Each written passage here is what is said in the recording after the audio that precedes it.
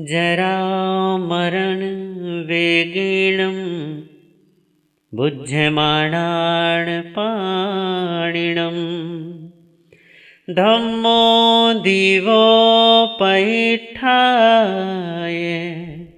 गई शरणमुत्तमम्। एस धम्मे धुवे नितिये सासहे जिणदेसिये सिद्धा सिद्ध्यन्ति चाणेनं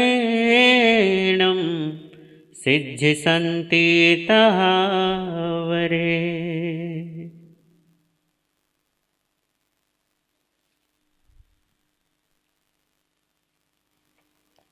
जरा मरण वेगेणम, जरा और मृत्यु के वेग में, बुध्यमाणान पाणिनम, डूबते हुए प्राणियों के लिए, धम्मो दीवो पैठाई, धर्म द्वीप है, प्रतिष्ठा है, गई शरण उत्तमम, उत्तम गति और उत्तम शरण है।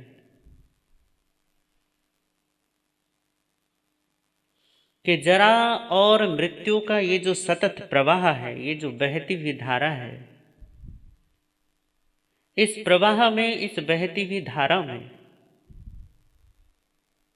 डूबते हुए प्राणियों के लिए सुरक्षा का एकमात्र जो साधन है वो धर्म है। वो द्वीप की तरह प्रतिष्ठा है, उत्तम गति और उत्तम शरण है। यह जिनोपदिष्ट जो धर्म है, एस धम्मे ध्रुवे नितिये, यह जो धर्म है यह ध्रुव है और नित्य है। सासये जिणदेशी, जिनोपदिष्ट यह धर्म शाश्वत है। सिद्धा सिद्ध्यन्ति चाणेनम, सिद्ध होते हैं, सिद्ध्यन्ति तावरे, और अपर काल में भविष्य में सिद्ध होंगे। जिनोपदिष्ट यह जो धर्म है यह ध्रुव है, ये नित्य है, ये शाश्वत है। इस नित्य ध्रुव और शाश्वत धर्म की शरण ग्रहण करके, जिसे जिन भगवान ने जिसका उपदेश किया है, इस धर्म की शरण ग्रहण करके वर्तमान में बहुत से जीव सिद्ध हो रहे हैं और भविष्य में बहुत सारे जीव सिद्ध होंगे। आज के जो दो सूत्र हैं, क्योंकि ये जो अध्ययन है ये धर्म के स्वरूप का उद्घाटन का अध्ययन है, धर्म के स्वरूप के विषय में इसमें वर्णन है, तो आज के ये दोनों सूत्र भी धर्म के केंद्र को लेकर उसी की ही एक तरीके से परिभाषा कर रहे हैं, उसी की ही एक व्याख्या उपस्थित हो रही है। सूत्र कहता है, पहला सूत्र है कि जन्म और मरण ये दो चीजें हैं।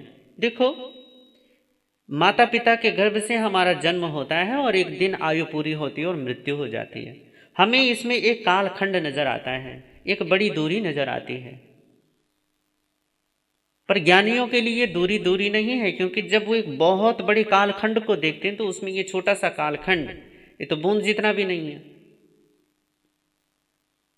तो ये ऐसे जैसे हमारे लिए चुटकी बजाना, ऐसे इस बड़े अनादि और अनंत काल के चक्र में, जिसकी ना आरंभ है जिसका ना अंत है, उस काल चक्र के इस अनादि और अनंत के इस गोल गोल घेरे में जब जन्म और मरण होते हैं तो उस अनादि और अंतहीन समय के चक्र में ये छोटा सा जीवन का ये जो दो घटनाएं घटती हैं इस जीवन के चक्र में, एक पहले जिसको हम जन्म कहते हैं और दूसरा जिसको हम मरण कहते हैं, ये चुटकियों जैसा है। इधर जन्म हुआ और इधर मर गया, बल्कि जन्म भी मृत्यु से ही संलग्न है। इसे यहाँ पर हमारे यहाँ पे भगवान महावीर कहते हैं कि एक होता है अवीच मरण। अवीच मरण का मतलब होता है सतत जिसमें मृत्यु घटित हो रही है। ये शरीर पल प्रतिपल मृत्यु घटित कर रही है, या ऐसा कहें कि इसमें मौत की एक घटना है जो सतत चल रही है। आपका जैसे हर दिन नया जन्म होता है, ऐसे ही हर दिन एक नई मृत्यु भी है। हर पल हर क्षण में जब जीवन आपका नया नूतन होकर प्रकट होता है, तो मृत्यु भी नई और नूतन होकर प्रकट होती है। और ये इतनी तीव्रता से चल रहा है कि इसमें बेचारे जीव क्या हो रहे हैं, डूब रहे हैं। अब डूबते हुए जीवों के लिए भगवान ने कहा कि इस जरा और मरण के वेग में इतनी तेजी से ये बहाव है कि बेचारे जीवों की तो बुरी गत हो रखी है इसमें, बस डूबे जा रहे हैं, डूबे जा रहे हैं। तैरने का उनके पास कोई उपाय नहीं, और जिसको उपाय बनाते हैं वही उपाय उन्हें डुबा ले जाता है।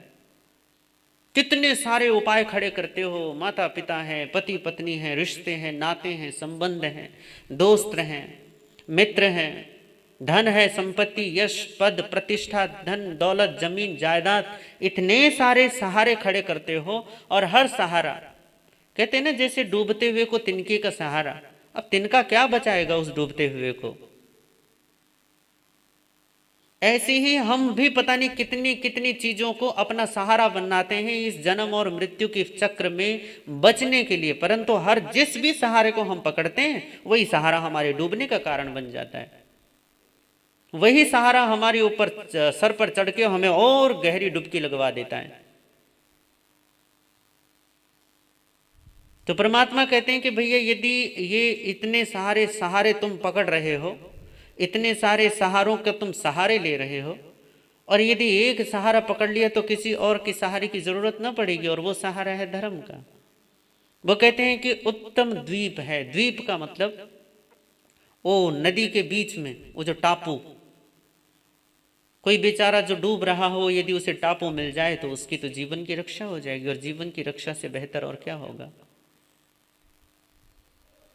कहा जैसे वो टापू, वो द्वीप जैसे किसी के लिए प्रतिष्ठा बन जाता है। प्रतिष्ठा का मतलब वहां स्थित होकर अपने जीवन को सुरक्षित कर सकता है, ऐसे ही धर्म भी एक ऐसी द्वीप है जो तुम्हें प्रतिष्ठा देता है।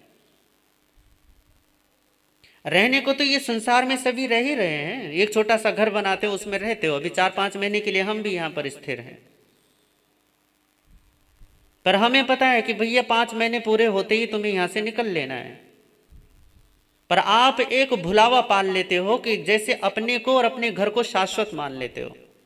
महाभारत में वो यक्ष प्रश्न का एक वो आता है, आख्यान आता है कि जंगल में द्रौपदी को जब प्यास लगी तो भैया उसने कहा कि मुझे प्यास लगी है और बहुत जोर से प्यास लगी, तो मुझे जब तक पानी नहीं मिलेगा तब तक मैं आगे नहीं बढ़ सकती, चल नहीं सकती। तो 5 भाई पानी लेने के लिए एक एक करके जाते हैं, परंतु 4 भाई बेहोश हो जाते हैं, क्योंकि वो एक यक्ष कहता है कि पहले मेरे सवाल का जवाब दो, उसके बाद तुम्हें पानी मिलेगा। उन्होंने उसकी तरफ ध्यान ही ना दिया। धर्मराज आते हैं, धर्मराज उसके सवालों का जवाब देते हैं। बहुत सारे प्रश्न हैं, उनमें से एक सवाल उसने धर्मराज से किया था कि धर्मराज बताओ ये संसार का सबसे बड़ा आश्चर्य क्या है। तो यक्ष के इस प्रश्न का जवाब देते हुए धर्मराज युधिष्ठिर बोलते हैं कि हे यक्षराज, इस संसार में सबसे बड़ा आश्चर्य ये है कि लोगों के सामने उनका अपने माता पिता मर जाते हैं, किसी के सामने उसकी पत्नी चली जाती है, किसी के पत्नी के सामने उसका पति चल जाता है, किसी का पड़ोसी मर जाता है, किसी के अपने ही परिवार में किसी की मौत घटित हो जाती है। इतनी सारी मौतों को देखने के बावजूद उसे ये बोध नहीं होता कि वो भी एक दिन मरेगा। हर रोज मौत देखता है, और आजकल तो आपके लिए मौत देखना ज्यादा आसान हो गया। कोरोना चल रहा है भैया, कब कौन टरक जाए, कब किसकी टें बोल जाए, कुछ पता नहीं है। कब किसका बुलावा आ जाए, पक्के वाला पक्का मजबून होता है ना कि भैया ये बिल्कुल संदेश है और इस संदेश को इग्नोर नहीं कर सकते, उपेक्षा नहीं कर सकते। कब किसकी बारी आ जाए, कौन क्यू में सबसे आगे खड़ा है और पुकार लग जाए कि भैया हाजिर हो जाओ। पर फिर भी लोग इतने बेहोश, इतने बेभान, इतने प्रमादग्रस्त हैं कि उन्हें ये मौत का तांडव, उन्हें अपनी मौत नहीं लगती।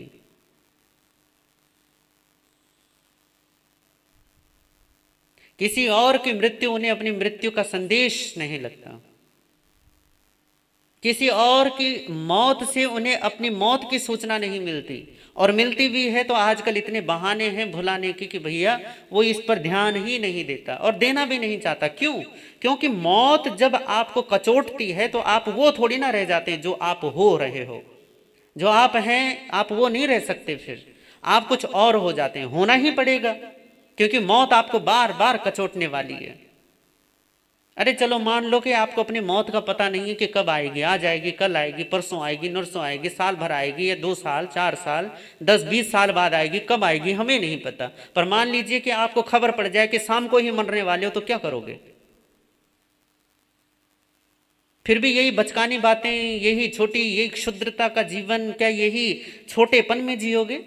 तब भी वही गुस्सा, वही अहंकार, वही तू मैं, वही कलह कलेश, वही अशांति, वही सब उसी में जियोगे।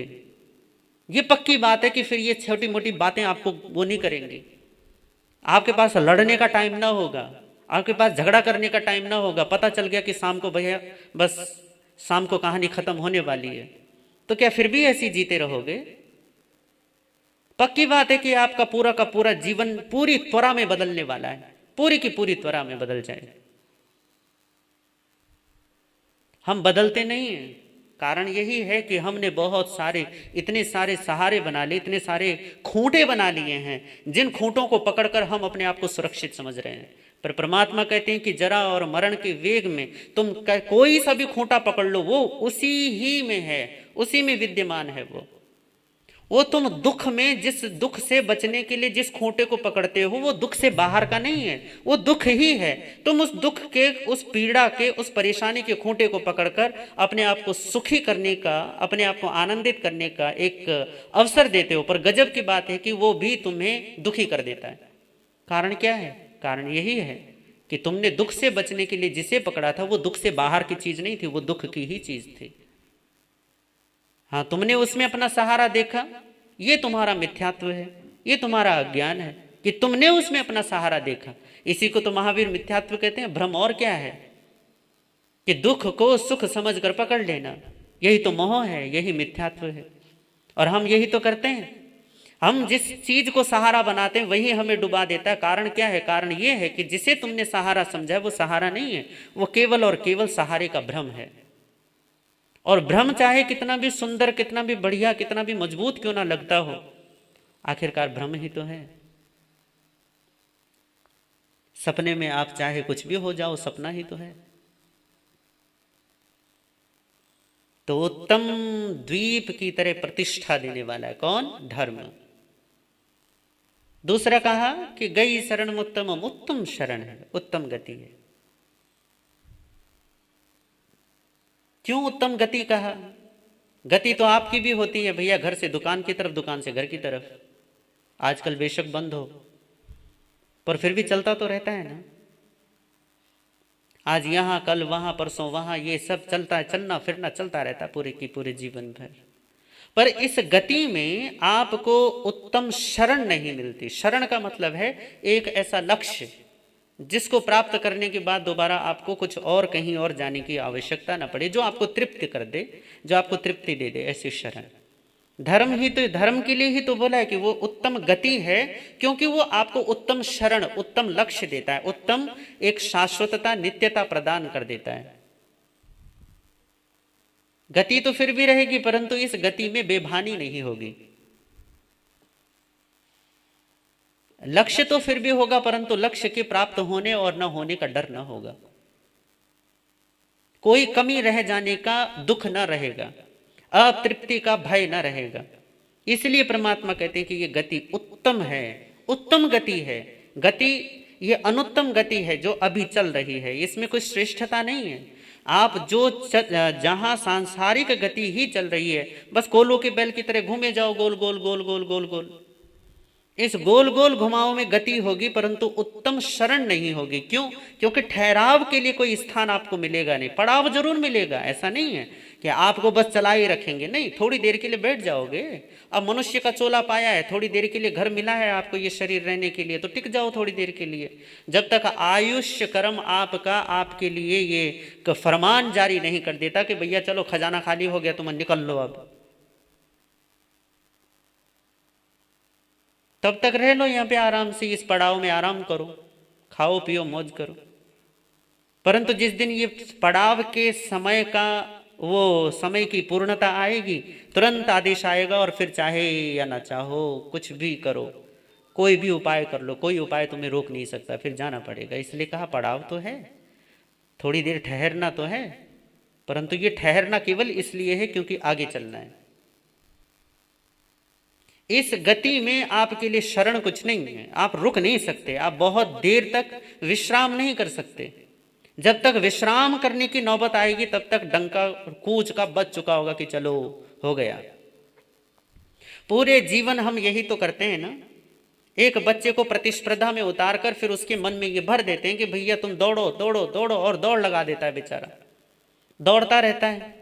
पहले ग्रेड के लिए दौड़ता है, फिर ग्रेजुएशन के लिए दौड़ता है, और फिर उसके बाद जॉब के लिए दौड़ता है या बिजनेस के लिए दौड़ता है, फिर उसके बाद अपने बच्चों के लिए दौड़ता है, और आखिरी में ये सोचता है कि चलो बच्चे पढ़ लिए लिख लिए, अपने अपनी जगह स्टेबल हो गए, चलो अब आराम करते हैं। और जैसे ही सोचते कि अब आराम करते हैं तभी कूच का डंका बज जाता है कि चलो भैया निकलो अब यहाँ से, तुम्हारा वक्त हो गया। जैसे ही नींद लेनी चाहिए उतने में नींद पूरी की पूरी टूट गई कि भैया वक्त हो गया तुम्हारा, था यहां रहने का सारा समय खत्म, अब निकलो यहां से। ये कैसा विश्राम है, कैसा आराम है, जिसकी आप आशा तो करते हो, जिसकी इच्छा तो करते हो, पर कभी पा नहीं सकते। क्यों? कारण एक ही है, क्योंकि आप उसे संसार में पाना चाहते हो, उसका ये स्वभाव ही नहीं है। भव हमारे यहाँ पे संसार को कहते हैं, एक दो ही नाम है ना, एक तो संसार एक भव। भव का मतलब है जो हो रहा है, अपने आप हो रहा है बस। संसार का मतलब भी यही है, जो संसरण कर रहा है, जो बस बहे जा रहा है बहे जा रहा है। नदी का क्या मतलब होता है? दो शब्द हैं, एक नदी और एक तालाब। नदी और तालाब में पानी में तो कोई फर्क नहीं है ना, पर फिर भी हम एक को तालाब कहते हैं एक को नदी कहते हैं। कारण क्या है? तो कारण यही है, जो बहती है वो नदी है और जो रुक गया वो तालाब है। नदी भी नदी तभी तक है जब तक वो बह रही है, उसका बहना बंद कर दो तो नदी नदी ना रहेगी, उसको नदी नहीं कहना। फिर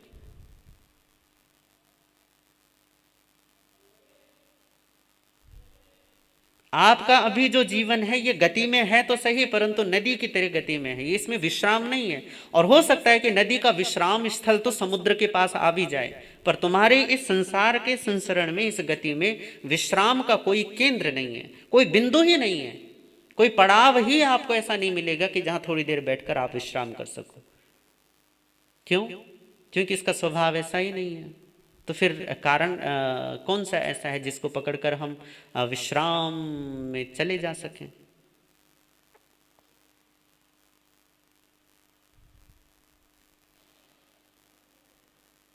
तो भगवान कहते हैं कि धर्म ही वह द्वीप है, वह प्रतिष्ठा है, वह गति है और वो उत्तम शरण है।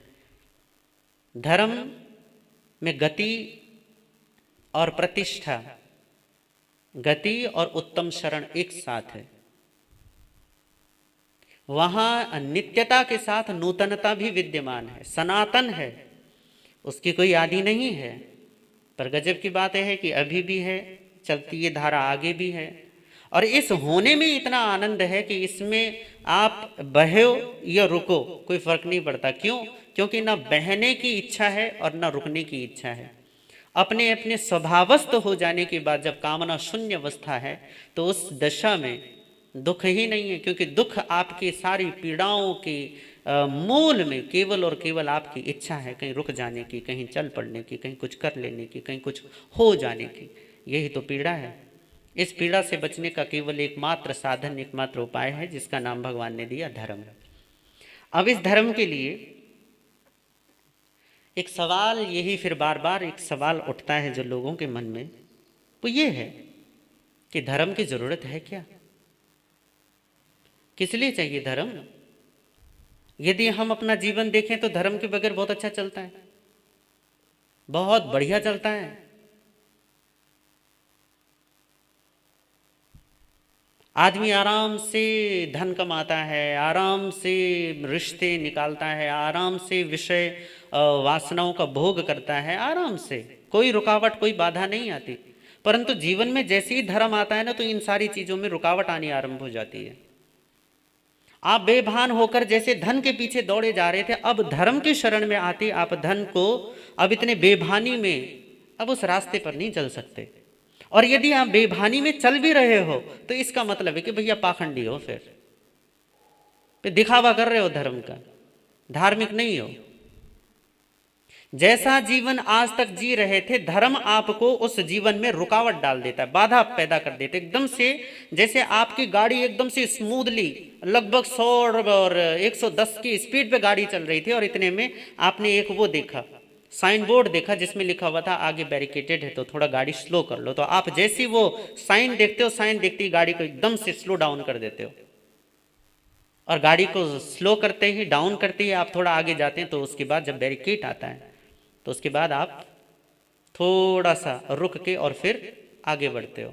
आपकी पूरी जिंदगी पूरी तीव्रता के साथ जा रही होती है और एकदम से धर्म का बैरिकेड बीच में आ जाता है, आप एकदम से स्लो हो जाते हैं। यदि आपके जीवन में वो स्लो, वो जो क्या बोलते हैं, वो जो रुकावट, वो जो थोड़ी सी बाधा है जिसकी वजह से आपकी पूरी की पूरी गति एकदम से डिस्टर्ब हो जाती है, आप एकदम से रुक जाते हैं, ठहर जाते हैं। यदि ये ठहराव नहीं आया है आपके जीवन में और आप जा रहे हो मंदिर, आप भगवान की पूजा कर रहे हो, आप आराधना में लगे हो, आप त्याग कर रहे हो, तपस्या कर रहे हो, खूब स्वाध्याय प्रवचन सब कुछ चल रहा है, पर इस तीव्रता में कहीं भी कोई गतिरोध नहीं आता, कहीं भी कोई रुकावट नहीं आती, कहीं कोई धीमी गति नहीं होती, तो निश्चित मानो कि आप धर्म कर ही नहीं रहे हो।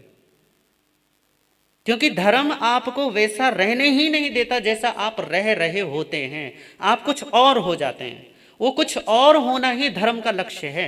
आप अभी तक के जीवन में क्षुद्र वासनाओं में, क्षुद्र कामनाओं में, क्षुद्र कलह और क्लेशों में उलझे पड़े हैं। छोटी छोटी बातों के लिए अपना अहंकार लेकर बैठ जाओगे, छोटी छोटी बातों के लिए घर मतलब बस वही सुबह से लेकर शाम तक बस वही तू मैं चलती रहती है, मेरा तेरा चलता रहता, अपना पराया चलता रहता। अभी हमारे क्या नाम है, अभी 2 दिन पहले ही, 2 दिन, हाँ शायद 2 दिन, हमारे बहुत बड़े शायर राहत इंदौरी जी, उनका काल हो गया, कोरोना हो गया बेचारों को। वो पहले से कुछ डायबिटिक वगैरह होंगे, हार्ट पेशेंट, तो उनको क्या हो गया, एकदम से आघात हुआ तो चलो इंतकाल हो गया। मरने वाला मर गया, परंतु मैंने ना उस पे क्या बोलते हैं, सोशल साइट पे 2 तरीके के लोग देखे।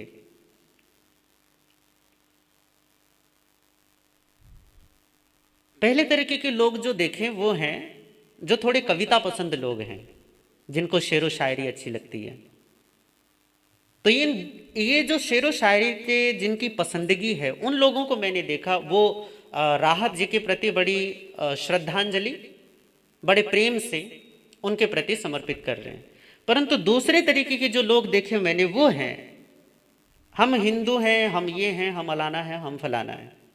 ये जो दूसरे तरीके के लोग देखे मैंने, इनके जो मैसेजेस होते हैं ना, इनके जो वो फॉरवर्डेड ही होते हैं, क्योंकि अपने आप तो बनाने से रहे। राहत इंदौरी जैसी भैया इनमें प्रतिभा होती तो ये इस तरीके से अपना जीवन थोड़ी ना जी रहे होते। अब भैया जो कवि आदमी होगा, जो शायर आदमी होगा, वो जैसा देखता है वैसा बोल देता है। वो ये नहीं सोचता कि इससे बाद में क्या होने वाला है। कभी लिख दिया होगा उन्होंने आडवाणी जी के लिए भी कोई पंक्तियां, अब होता है भैया, इनका तो अपना जीवन जीने का ढंग होता है, सही क्या गलत क्या वो तो राहत जी जाने, उनकी आत्मा जाने। पर बात इतनी है कि एक जाने वाला चला गया, कहने वाला कह गया, और लिखने वाले ने जो लिखना था लिख गया। अभी थोड़े दिन पहले उन्होंने अपने मोदी जी के लिए बारे में कुछ लिख दिया होगा। तो इनके फॉरवर्डेड जो मैसेज होते हैं, जो ये हिंदूवादी जो अपने आप को कहते हैं, हम एक विशेष धर्म के मानने वाले, ये जो धर्म के ठेकेदार हैं, ये वैसे केवल धार्मिकता का इनका चोला ही होता है, धार्मिकता होती जाती कुछ नहीं है। पर बात ये है, इतने नफरत भरे मैसेजेस इनके होते हैं, ओए होए होए होए होए। ये 4 जिनका जीवन, इतना छोटा सा जीवन मिला है, इतनी नफरत ढोकर जा कहाँ रहे हो भैया? कहाँ ले जाओगे इस नफरत की गठरी को, और कहाँ कितना बोझा उठाओगे इस जीवन में? अपना ही जीवन तुमसे सही ढंग से संभलता नहीं, और इतनी सारी नफरतें पालकर इसको और बोझिल क्यों बना रहे हो? थोड़ी सी जीवन आपको मिला, वो थोड़े से जीवन को थोड़ा सुंदर बना लो, थोड़ी हंसी हंस लो, थोड़ा सा हंसा दो, थोड़ी अपने मन में खुशी जगा लो, थोड़ी दूसरों के मन में खुशी जगा दो। इतना छोटा सा काम और वो नहीं होता, और इतने बड़े बड़े नफरत के झमेले उठाए चलते हो। और ये वही लोग हैं, सुबह सुबह परमात्मा उतर आता है इन लोगों में। ये गणेश जी की फोटो, शिव जी की फोटो, माता रानी के भजन, भगवान महावीर के संदेश, ओशो के बड़े बड़े प्रवचन, ये पूरे दिन लगभग सुबह सुबह तो इनका यही धंधा चलता है। और ऐसा लगता है कि भैया सुबह सुबह इनसे बढ़िया धर्मात्मा तो कोई भी ना होगा। ओह, मैसेज ऐसे ऐसे पूछो कि भैया पढ़ो तो ऐसा कि जीवन ही धन्य हो जाए। पर थोड़ी देर बाद इनका असली चेहरा खुलकर सामने आने लग जाता है। पूरे दिन राजनीति, पूरे दिन वही छोटी छोटी बातें, मखौल मजाक और ये और वो, ओए होए, फिर पूरे दिन यही कबाड़ा चलता है इनका। सुबह सुबह ये सोचते हैं कि हमने 2 मैसेज भगवान के नाम के कर दिए तो भैया हो गई हमारे धर्म की ठेकेदारी। लोगों को लगना चाहिए ना कि हम राम के भगत हैं, तो एक फोटो राम की ले लो, उस पर कोई मैसेज चिपका दो और हो गया, राम जी की भक्ति हो गई पूरी, अपना कर्तव्य धर्म का पूरा हो गया। परसों ही बात चल रही थी तो मैंने कहा कि भाई वो धर्मनिरपेक्षता की बात चल रही थी, तो मैंने कहा धर्मनिरपेक्षता जो शब्द है ये बहुत गलत है। गलत इसलिए है क्योंकि धर्मनिरपेक्ष होना किसी भी समाज के लिए, किसी भी देश के लिए, किसी भी व्यक्ति के लिए ये कोई अच्छी बात नहीं है। धर्मनिरपेक्ष नहीं होना चाहिए व्यक्ति को। हाँ, पंथ निरपेक्ष हो, संप्रदाय निरपेक्ष हो, मार्गों पे और सिद्धांतों के निरपेक्ष हो, वो बात असली है, वो होना चाहिए। कोई भी संप्रदाय जिसके तहत आप चलते हो वो ठीक है, आप अपनी स्वतंत्रता है। आप मुंह पर पट्टी बांधते तो भैया कौन मना करने वाला है, बांध लो। नहीं बांधना चाहते तो उसकी भी स्वतंत्रता है, मत बांधो। आप यदि सफेद कपड़े पहनना चाहते हैं उसकी भी आजादी, पहन लो। अगर आपको पूरे नंगे होना है और नग्न बन के दिगंबर साधु बनना है तो कौन मना करता है, बन जाओ। ये संप्रदायों की बातें हैं, इसका धर्म से क्या लेना देना। तो वहां पे एक बोला कि जी ऐसा धर्म तो मैं करता हूं। मैंने कहा जी आप धर्म क्या करते हैं? करे जी मुझे ना शिव तांडव स्तोत्र बिल्कुल मुंह पर है और मैं महाकाल का भगत हूं। बस इतने से ही तुम भगत हो गए, केवल इतने से ही आपने अपने आप को धर्मात्मा समझ लिया कि मुझे ये स्तोत्र आता है, मुझे ये पाठ आता है, मुझे ये मंत्र आता है क्योंकि मैं ये मंत्र जपता हूं, क्योंकि मैं इस भगवान का नाम लेता हूं, तो इसलिए मैं क्या हूं, मैं भक्त हूं। केवल नाम लेने मात्र से तुम भक्त हो गए। कभी भक्तों का चरित्र पढ़ना, तब पता चलेगा कि भक्त किसको कहते हैं। कभी ज्ञानदेव, नामदेव, तुकाराम जैसे का जीवन पढ़ना, कितना बलिदान देना पड़ता है भक्ति के मार्ग पर। केवल थोड़ी सी गीता पढ़ ली, थोड़े से आगम पढ़ ली, थोड़े से 25 बोल का थोकड़ा याद क्या हो गया कि भैया अपने आप को ज्ञानी समझने लगे। कभी महावीर का और बुद्ध का जीवन पढ़कर देखो, कभी कबीर का और रैदास का जीवन पढ़कर देखो, पता चलेगा कि ज्ञानियों का जीवन क्या होता है। नानक का जीवन पढ़कर देखो, पता चलेगा कि ज्ञानी और भक्त किसको कहते हैं। अपने घर में बैठकर और फिर थोड़ी सी राम का नाम ले लिया, थोड़ा सा राम का झंडा और वो भगवा झंडा वो खड़ा कर दिया तो हो गए तुम भगत। या थोड़ा सा अपना भैया किसी जैन मंदिर में या स्थानक में जाके थोड़ा सामायिक संवर कर लिया और हो गए बड़े साधक और बड़े धर्मात्मा। बड़ी भूल में हो, क्योंकि आपके महापुरुष आपको बताते हैं कि जीवन धर्म का किसको कहते हैं। और ये धर्म का जीवन जब तक जीवन नहीं होता, ये धर्म का जीवन तब तक जीवन नहीं होता जब तक आपके जीवन में असल धर्म नहीं आता। और असल धर्म क्या है? असल धर्म ये है कि तुम यदि आज तक ये नफरत का जीवन जी रहे थे, तो अब एक बैरिकेड, एक अवरोध जीवन में आएगा, आप इस नफरत को पाल नहीं सकते। और यदि पाल रहे हो तो फिर धर्म का ढोंग छोड़ दो। ये कहना छोड़ो कि हम इसके भगत हैं, हम उसके भगत हैं। भगत नहीं हो, ठगत हो, पक्के के पक्के। ये कहना ही बंद कर दो कि हम इस परमात्मा के उपासक हैं, हम इस गुरु को मानते हैं। नहीं, गुरु की जब आपको सन्निधि मिलती है, जब गुरु का आदेश मिलता है, तो गुरु सबसे पहले आपके अहंकार को तोड़ता है, झूठा अहंकार। और झूठा अहंकार टूटता है तो ये सारी जो गलत धंधे इस झूठे अहंकार के चारों तरफ जुड़े रहते हैं ना, वो सारे गलत धंधे बंद होने चालू हो जाते हैं। आपको पता है कि जब बड़ा भ्रष्टाचारी पकड़ा जाता है तो उसके कितने सारे कारखाने होते हैं, कितने सारे शोरूम, कितनी सारी दुकानें होती हैं। तो क्या होता है, सब पर ताला पड़ना चालू हो जाता है। पहले ताला लगेगा, फिर उस पर एक और फिर स्टैंप लग जाता है कि भैया इससे जब तक सरकारी ऑर्डर दोबारा पारित नहीं होता, जब तक दोबारा इनके खोलने का आदेश नहीं दिया जाता, तब तक ये खुलेंगे नहीं, ये बंद रहेंगे। तो जैसे किसी का भ्रष्टाचार पकड़ में आने के बाद उसके सारे कारखाने, उसकी सारी दुकानें, सारे शोरूम बंद हो जाते हैं, ऐसे ही जब कोई गुरु की शरण में आता है, धर्म की शरण में आता है, परमात्मा के पास आता है, तो उसके पूरा का पूरा जो गलत जीवन, गलत ढर्रा चल रहा था, वो पूरा का पूरा गलत ढर्रा बंद हो जाता है, पूरा का पूरा। और यदि बंद नहीं हो रहा है, यदि वो बेईमानी फिर भी कर रहा है, झूठ का जीवन फिर भी जी रहा है, नफरत और घृणा का जीवन फिर भी जी रहा है, फिर भी उसके दिल से वो घृणा का भाव नहीं जाता, हिंदू और मुस्लिम का भेदभाव नहीं मिटता, तो भैया जाते रहो तुम मंदिरों में और बनाते रहो तुम मस्जिदें, खड़ी करते रहो। इन पत्थरों के दीवारों के अंदर कोई परमात्मा नहीं बैठा है, कोई अल्लाह, कोई खुदा नहीं बैठा है कि जो तुम्हें माफ कर देगा, नहीं। अपने दिलों की सफाई के अलावा तुम्हारे पास धर्म को उपलब्ध करने का कोई उपाय नहीं है, कोई तरीका ही नहीं है। ये भेदभाव को गिराए बगैर तुम परमात्मा को पा ही नहीं सकते। और यदि तुम परमात्मा के भक्त होने का दावा करते हो तो पहले इस नफरत को, अपने भीतर पलते हुए इस विषबेल को उखाड़ कर फेंक दो, क्योंकि यही विषबेल है जो इतने फल पैदा कर देगी कि परमात्मा दूर हो जाएगा।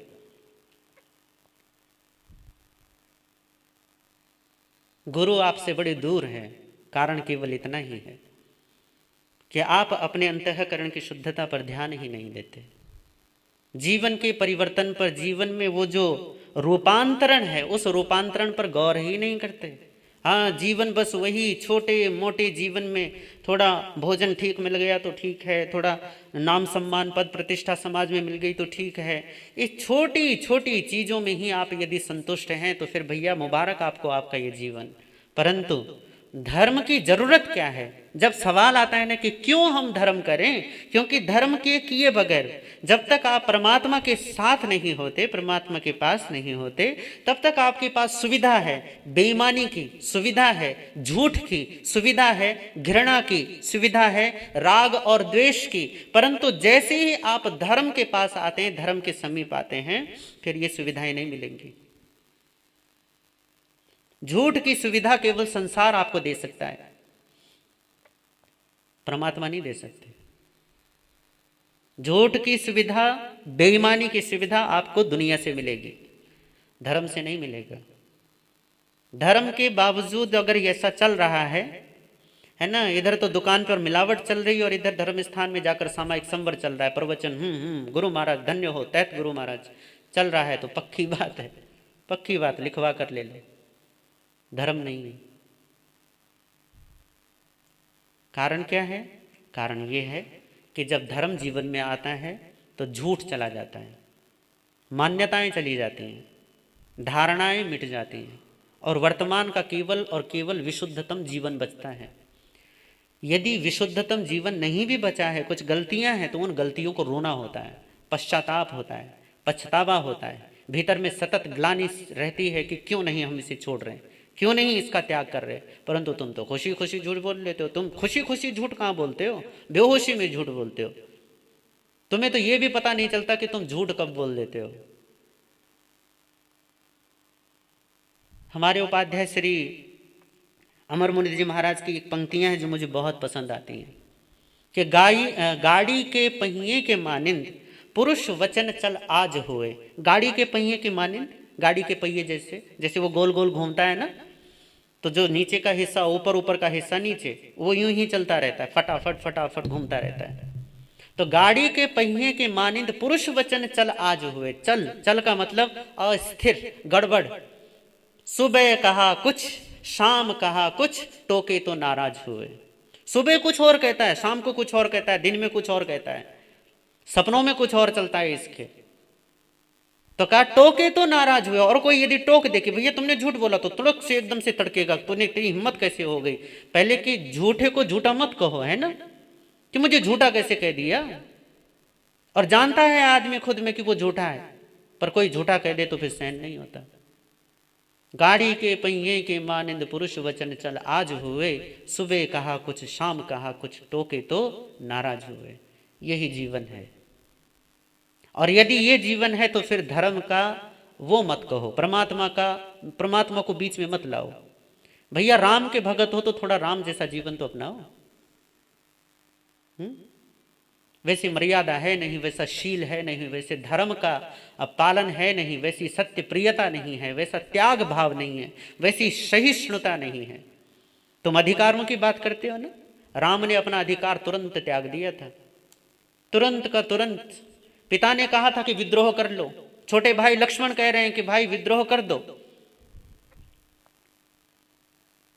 मैं आज पिता के सामने बस अपनी सेना लेकर खड़ा हो जाऊंगा और मैं पिताजी को कहूंगा कि तुम्हारी हिम्मत कैसे हुई राम भैया को वनवास देने की।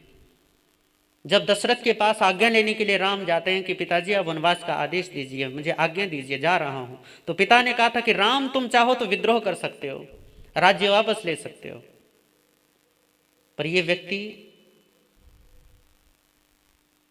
वापस नहीं लौटता। अब यदि ऐसे लोगों को तुम अपना आदर्श बनाए हो, अपना प्रातः स्मरणीय बनाए हो भाई, तो थोड़ा ऐसा जीवन अपनाइए, क्योंकि यही धर्म है।